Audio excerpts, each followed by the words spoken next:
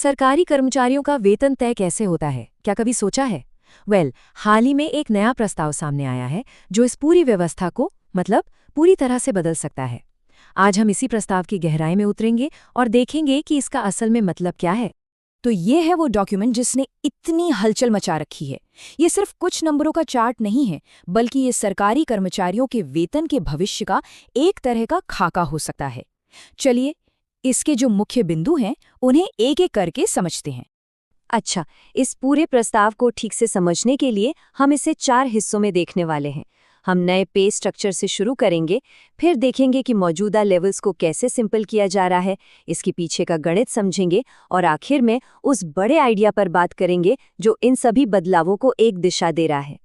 तो चलिए शुरू करते हैं पहले खंड से। यहाँ हम ये देखने वाले हैं कि वेतन की पूरी संरचना में क्या बड़े बदलाव प्रस्तावित किए गए हैं।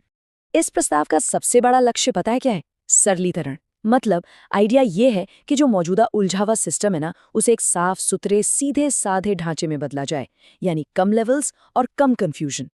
तो ये सिंप्लीफिकेशन असल में काम कैसे करेगा? चलिए अगले खंड में समझते हैं कि वेतन के जो लेवल्स हैं उन्हें मर्ज करने की प्रक्रिया क्या है। यहाँ पर देखिए, इस सरलीकरण की प्रक्रिया को असल में देखा जा सकता है। गौर कीजिए कैसे अलग अलग पे लेवल्स को एक साथ लाया जा रहा है। जैसे कि लेवल 2 और 3 अब एक हो जाएंगे और लेवल 4 और 5 भी। इसका मतलब यह है कि भविष्य में तरक्की का रास्ता शायद और ज्यादा क्लियर हो सकता है। तो ठीक है, स्ट्रक्चर तो समझ आ गया, लेकिन असल सवाल तो ये है कि भाई पैसा कितना बढ़ेगा। चलिए अब उस गणित को समझते हैं जिसके आधार पर नए वेतन का हिसाब लगाया गया है।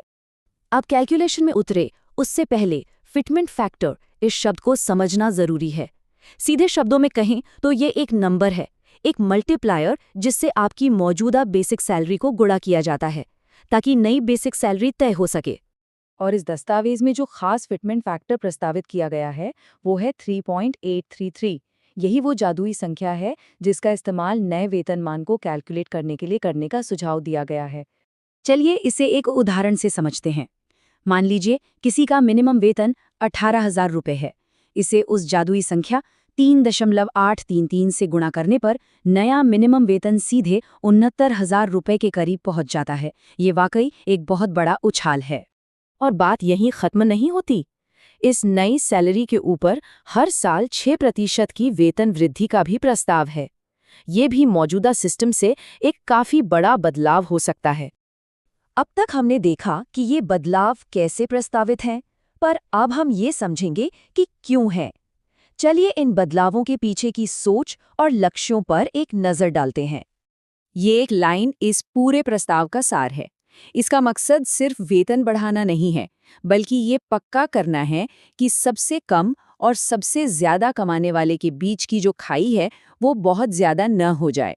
इन बदलावों के पीछे का विचार सिर्फ पैसों का नहीं है।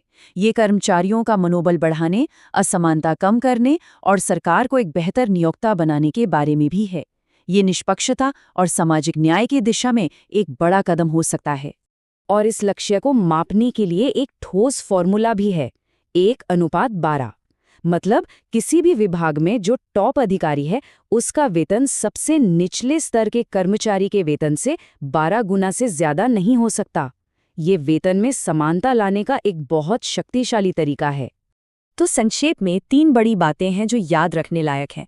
एक सरल वेतन संरचना, वेतन बढ़ाने के लिए 3.833 का फॉर्मूला और सबसे जरूरी 1:12 के अनुपात से वेतन में समानता लाना। तो सवाल ये है कि अगर ये प्रस्ताव हकीकत बनता है तो क्या ये सरकारी नौकरियों को देखने का हमारा नजरिया हमेशा के लिए बदल देगा? ये सिर्फ वेतन के बारे में नहीं है, बल्कि एक निष्पक्ष कार्यप्रणाली बनाने के बारे में है। इस पर सोचने के लिए वाकई बहुत कुछ है।